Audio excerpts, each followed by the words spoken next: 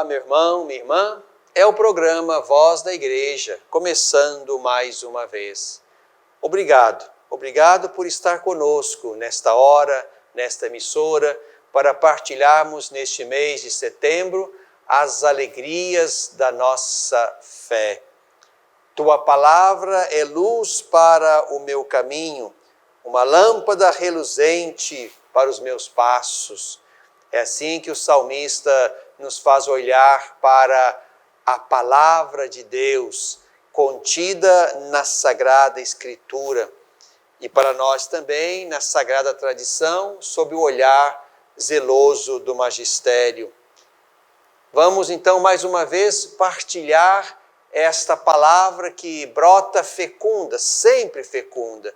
São Bernardo dizia: Deus falou uma vez e não parou mais. Isto é, está falando permanentemente a nós, a sua igreja, aos seus filhos e filhas.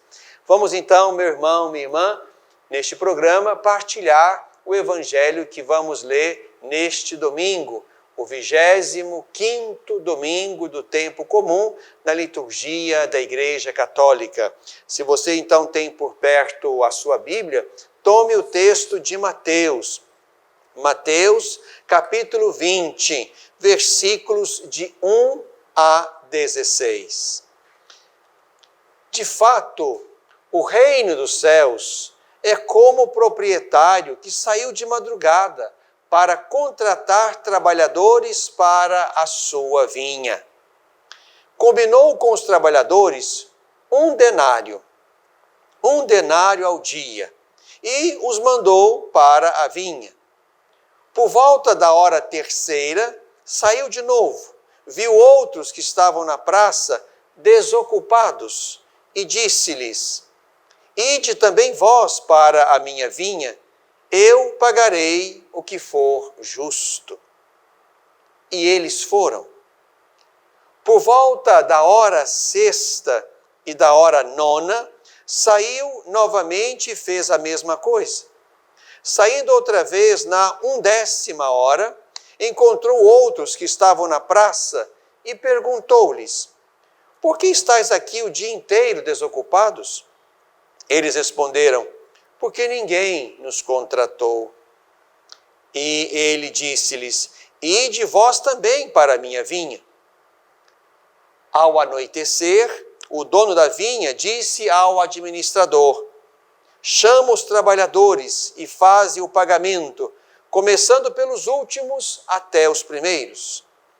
Vieram os que tinham sido contratados na 11ª hora, cada qual recebendo um denário. Em seguida, vieram os que foram contratados primeiro, pensando que receberiam mais. Eles também receberam cada um denário. Ao receberem o pagamento, começaram a murmurar contra o proprietário. Esses últimos trabalharam 1 hora só, e tu os igualaste a nós, que suportamos o peso do dia e o calor intenso. Então ele respondeu a um deles: Companheiro, não estou sendo injusto contigo. Não combinamos um denário? Toma o que é teu e vai. Eu quero dar a este último o mesmo que dei a ti. Acaso não tenho o direito de fazer o que quero com aquilo que me pertence? Ou me olhas mal porque estou sendo bom? Assim, os últimos serão primeiros, e os primeiros serão últimos. Meu irmão, minha irmã, temos este belo e desafiador texto que quer falar ao nosso coração acerca da lógica, da matemática de Deus. E aqui não se trata certamente de pensar recursos ou de pensar quantidades, aqui se trata de pensar a totalidade do amor. O que Deus quer de nós e para quem Deus quer as suas boas coisas. O que Deus quer de nós é que sejamos dele. Tão somente isto. Ele nos fez para si. E quando Ele nos quer o tempo todo. Mas é importante que cada um, descobrindo isso, vá se colocando a serviço deste Deus, enquanto se está aqui no caminho, enquanto estamos fazendo exatamente esse tempo da espera, de modo que não fiquemos desocupados. A parábola que Jesus conta, ela traz consigo uma lógica justa. Aquele dono da vinha, aquele patrão, saiu para contratar trabalhadores para a sua vinha. E a cada trabalhador prometeu aquilo que é justo. 1 denário é exatamente a paga por um dia de trabalho. Quem trabalhou um dia merecia 1 denário. E foi assim, então, que ele pagou aqueles que começaram logo cedo, os que começaram às 9, os que começaram ao meio-dia, os que começaram às 3, os que começaram às 5 da tarde, ou seja, 1 hora antes do término daquele dia de trabalho. Os operários chegaram em horas diferentes, mas receberam todos a mesma paga justa de um dia de trabalho. O que talvez causou impacto aqui foi exatamente o fato de ele começar o pagamento pelos últimos. E isso impactou os primeiros, imaginando, como diz o texto, que receberiam mais. A lógica de Deus, portanto, meu irmão, minha irmã, é esta. Deus quer a todos consigo. O prêmio, a recompensa, o salário que nós esperamos receber de Deus é exatamente esta comunhão plena e perfeita com Ele ao final. Comunhão que nós já experimentamos de alguma forma enquanto estamos aqui no mundo, mas que será plena, definitiva, completa ao final. Deus vai dar de si mesmo, como Ele vai dizer lá no final do texto: não posso dar daquilo que é meu como me convém? Não tenho o direito de fazer o que quero com aquilo que me pertence? O seu coração, o seu céu, Deus quer dá-lo a todos. A todos. Aos que começaram na primeira hora este caminho de compromisso, de fidelidade, de entrega, como também aqueles que porventura só na última hora conseguiram fazer essa experiência bonita do conhecimento, da fé e da entrega. Se nós formos olhar numa ótica matemática, talvez a nossa mentalidade nos levasse a pensar assim: então é melhor nós levarmos um outro estilo de vida e deixarmos a nossa conversão para a última hora. E aí não teremos a fadiga de uma vida inteira vivida para Deus. Meu irmão, minha irmã, a nossa recompensa nesse mundo, desde a primeira hora, é o fato de nós sabermos que somos de Deus, que Deus nos quer e que nós devemos construir a nossa existência na direção dEle, numa liberdade oferecida a Ele. Esta aqui, certamente, é a vida que se constrói devidamente neste mundo. Quem quer construir por algum tempo, mínimo que seja, a sua vida sem Deus e fora de Deus, já está aqui amargando numa existência que corre o risco de perder-se completamente. Se nós tivermos a graça de, no batismo na infância, começarmos o nosso caminho na direção de Deus, isso para nós é benefício, é graça. Primeira coisa é esta: quanto antes nós enxergarmos a nossa meta final, melhor para nós. Quanto antes descobrimos Deus e nos colocamos a seu serviço, melhor para nós. A segunda coisa: quem é que vai me dizer que a minha hora derradeira está chegando? A ponto de eu adiar a minha conversão, adiar a minha concordância com a vontade de Deus a ponto de estar a serviço dele de maneira plena, completa, apenas ali na última hora, às 5 da tarde. Nós não sabemos quando será esse momento. Corremos o risco de repente, nós não termos mais a possibilidade de estar a serviço dele, porque a morte nos apanhou antes. Não soubemos quando seria o tempo final a ponto de termos realizado um pouco antes a nossa conversão. Mas até aqui nessa lógica, nós percebemos que quem não fez um caminho com Deus desde a infância ou desde antes, bem antes do fim, pode ser que aqui, na hora derradeira, não consiga realizar uma conversão verdadeira e profunda, que signifique uma hora de serviço na obra de Deus. A ponto, portanto, de permanecer desocupado ou despreparado para este encontro, este acerto, esse momento final com o Senhor.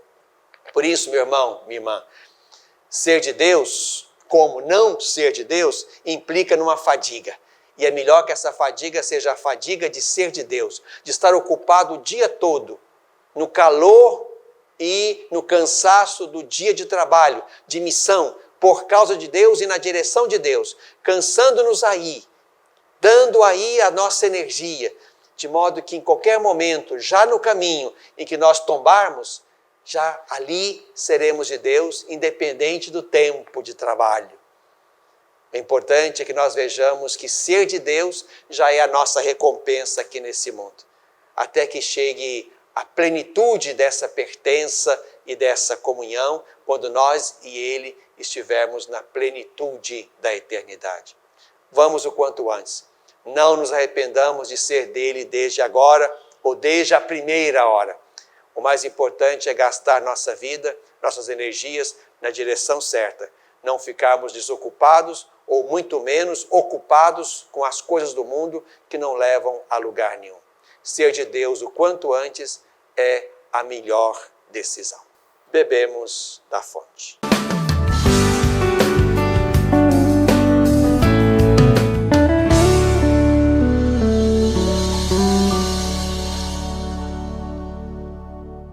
Educar para a vida. Formar homens e mulheres para a plenitude. Uma educação católica. Lembro-me bem, quando era criança, da importância de minha família em toda a minha educação. Aprendi que a fé e a razão, o conhecimento, são bases que se complementam para se formar um ser humano íntegro. Valores e virtudes fundamentais para ser quem eu sou e sempre agir com coração e alma para alcançar os objetivos mais altos. Hoje, na formação de meus filhos, compreendo que educar é, sobretudo, uma obra de amor.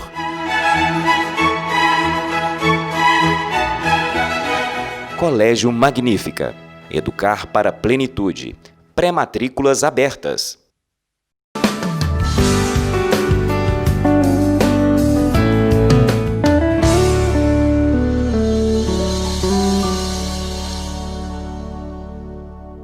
No coração deste tempo,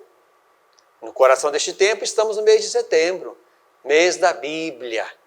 Mês da Bíblia, porque no dia 30 de setembro, nós celebramos na igreja a memória de São Jerônimo.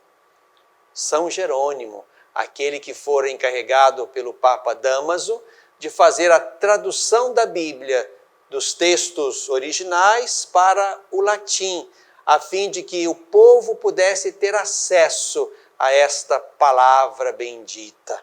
São Jerônimo dedicou longos anos da sua vida para aprender as línguas bíblicas e para fazer essa tradução, que foi chamada de Vulgata. Vulgata porque para o povo. E esta tradução de São Jerônimo é preciosa até hoje. Em 1979, São João Paulo II aprovou uma revisão desta Vulgata para esta edição de São Jerônimo chamada Vulgata. Vale a pena aqueles que têm uma mínima capacidade ou grande capacidade de penetrar a língua latina, vale a pena recuperar aquele texto onde certamente podemos, a partir do empenho, da fé, da iluminação concedida a São Jerônimo, podemos penetrar assim a letra, o espírito da letra daquele texto sagrado. Por isso, setembro é mês da Bíblia, porque neste mês, no último dia, celebramos a memória de São Jerônimo. Neste mês de setembro de 2020, estamos dedicados à leitura orante, à leitura também de estudos deste texto, que é o texto do Deuteronômio. É de lá que sai, então, o lema deste ano do mês da Bíblia. É o Deuteronômio, capítulo 15, verso 11. Visto que nunca faltarão pobres na terra em que moras, eu te ordeno, abre tua mão para teu irmão, teu necessitado, teu pobre em tua terra. Abre tua mão para o teu irmão. Esta é exatamente a frase lema do mês da Bíblia de 2020. E exatamente podendo retomar o texto do Deuteronômio, aí nós vamos perceber que a lei de Deus que está contida ali, chamada segunda lei, Deuteronômio significa segunda lei porque, digamos que no momento histórico posterior, se retoma aqueles códigos legislativos, em muitas direções, a legislação cultual, a legislação acerca dos sacrifícios, acerca da vida cotidiana, acerca das relações fraternas. Essa legislação já conhecida antes foi redescoberta, relida e, portanto, reensinada em tempo posterior, a ponto de ser chamada uma segunda lei. Trata-se não de outra lei, mas de uma releitura e de uma celebração, num segundo momento, da mesma lei de Deus, interpretada a partir das circunstâncias daquele segundo momento em que a lei fora redescoberta. É importante nós percebermos, nesta leitura desses 34 capítulos do Deuteronômio, é importante percebermos que a lei de Deus não tem a intenção de engessar, de ser uma camisa de força que nos ponha obrigatoriamente num jeito, numa forma da qual nós somos escravos. Absolutamente. A lei de Deus não é uma camisa de força, não é um gesso que paralisa. A lei de Deus quer ser caminho, quer ser luz. Tua palavra é luz para o meu caminho, lâmpada reluzente, de modo que, olhando e fazendo o caminho ensinado por Deus, cada um possa de fato perceber que há um jeito diferente, um jeito, digamos assim, transcendental de organizar a nossa vida cotidiana, a nossa vida no mundo. Tomando, portanto, a lei de Deus, e isso podemos perceber facilmente nos Salmos, esta lei de Deus se mostra como luz e como vida. Luz e vida. Quem está na lei de Deus está na luz. Quem está no caminho da lei está no caminho da vida. E quem vai na contramão está exatamente na treva e na morte. A lei de Deus quer ser um caminho iluminado por aquilo que Deus, a partir da sua soberana vontade, quer que os seus filhos e filhas vivam aqui no caminho da história, na direção dele.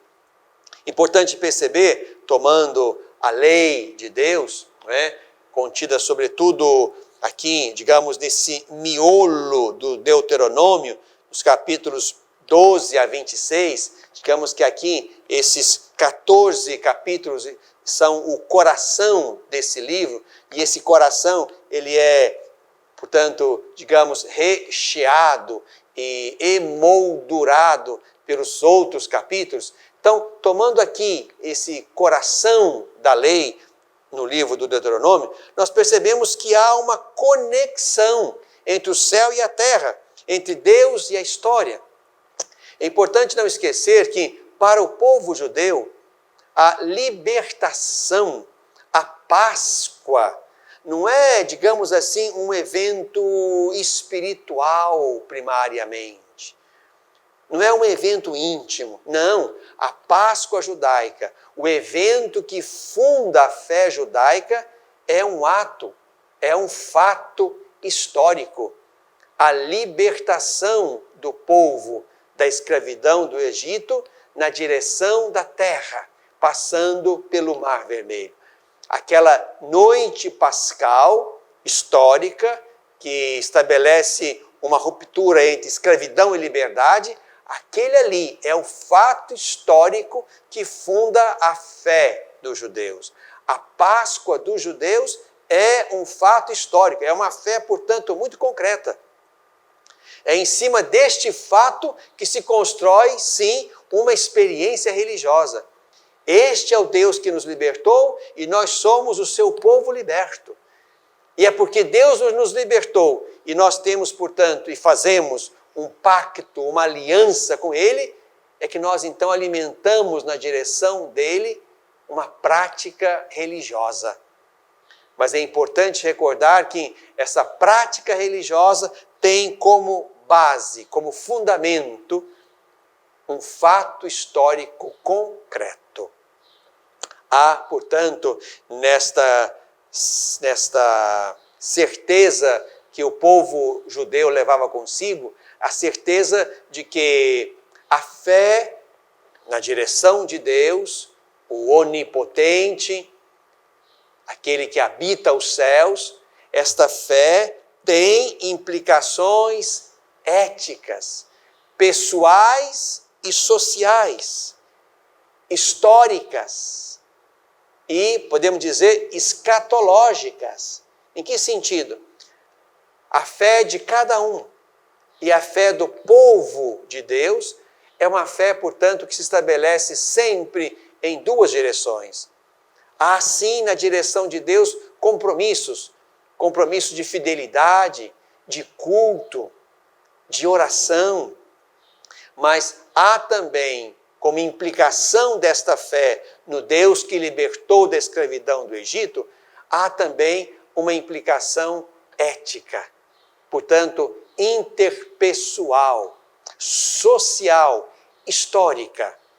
É preciso que se construa este mundo e este tempo do jeito de Deus, de modo a não alimentar aqui na história deste povo liberto os pecados, as desgraças, os males que esse povo experimentou lá quando era escravo no Egito. E aí, meu irmão, minha irmã, nós percebemos que o povo judeu e nós, a partir de Cristo e da sua nova e definitiva Páscoa, nós não podemos perder de vista estas implicações éticas, históricas e escatológicas da nossa fé.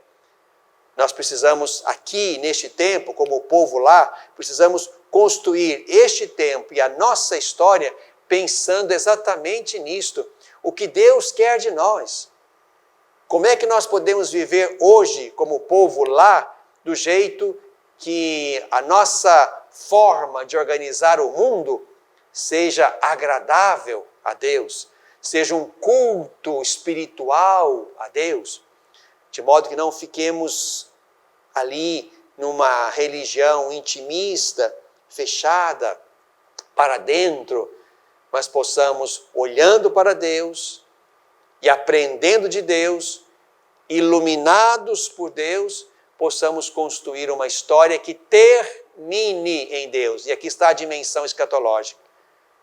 de modo que o nosso modo de organizar o mundo não seja um caminho para a desgraça, para a destruição, mas seja um caminho na direção da plenitude.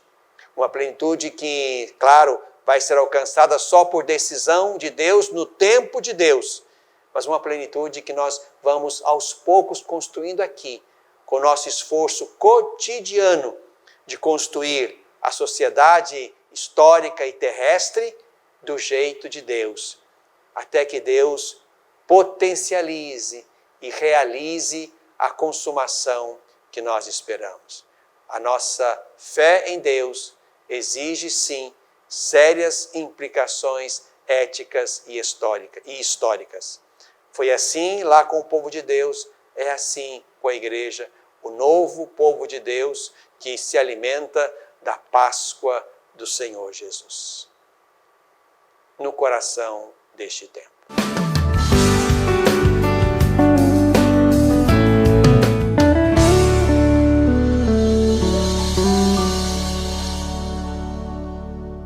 Superar uma tempestade em sua vida familiar é encontrar um lar provisório. Uma família que a acolha por um tempo, enquanto sua própria família se reestrutura para recebê-la de novo. Essa é a proposta do Serviço Família Acolhedora. Transformar as dificuldades de hoje em possibilidades de futuro. Serviço Família Acolhedora. A tempestade passa, a vida continua. Participe e faça a diferença.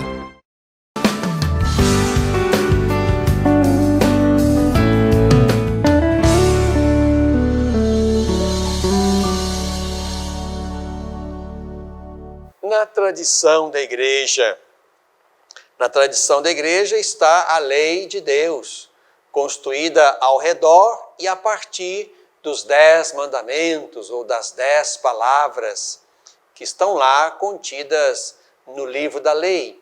Seja ali no livro do Êxodo, capítulo 20, onde está uma primeira versão dos 10 mandamentos, ou ali no Deuteronômio, capítulo 5, como poderão ver os que vão ler neste mês o livro do Deuteronômio. 2 tradições acerca destas 10 palavras. 10 pelo esforço de Santo Agostinho, que lendo aquele texto, transformou aquela palavra de aliança numa palavra em 10 mandamentos. E a partir dali temos então esse formato dos mandamentos da lei de Deus na forma de 10 indicações de caminho, de 10 elementos de aliança entre nós e Deus. Queria, nesse último bloco, convidar você a declinar comigo os 10 mandamentos da lei de Deus. Você seria capaz disso agora? Isso é importante. Como é que nós vamos fazer um caminho com Deus se nos escapa até mesmo essas 10 palavras básicas a partir das quais construímos nossa aliança com Deus? 3 mandamentos na direção de Deus e outros 7 na direção dos irmãos, para dizer que nós não podemos perder de vista este pêndulo. A nossa relação com Deus passa por Deus e passa pelo próximo necessariamente. Mas quero convidar você a declinar então os 10 mandamentos que aprendemos desde pequeninos. E mais do que memorizá-los, precisamos construir nossa vida, nossa relação com Deus e com o próximo, a partir destes elementos da aliança de Deus conosco.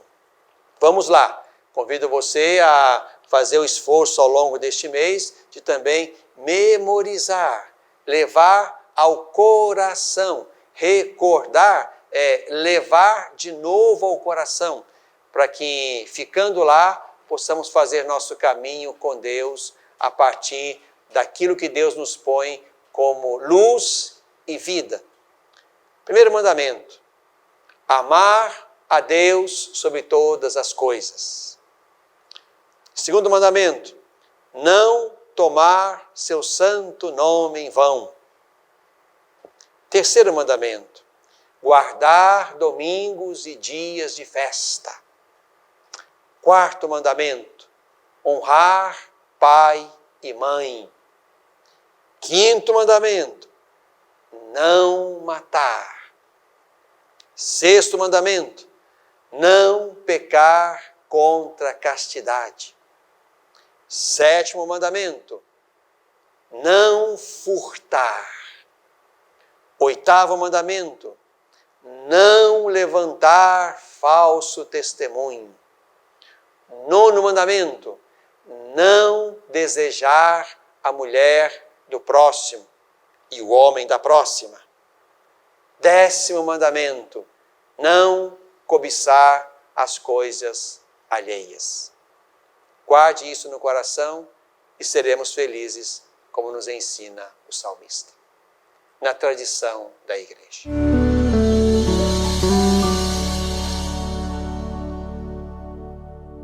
Educar para a vida. Formar homens e mulheres para a plenitude. Uma educação católica. Lembro-me bem, quando era criança, da importância de minha família em toda a minha educação. Aprendi que a fé e a razão, o conhecimento, são bases que se complementam para se formar um ser humano íntegro. Valores e virtudes fundamentais para ser quem eu sou e sempre agir com coração e alma para alcançar os objetivos mais altos. Hoje, na formação de meus filhos, compreendo que educar é, sobretudo, uma obra de amor.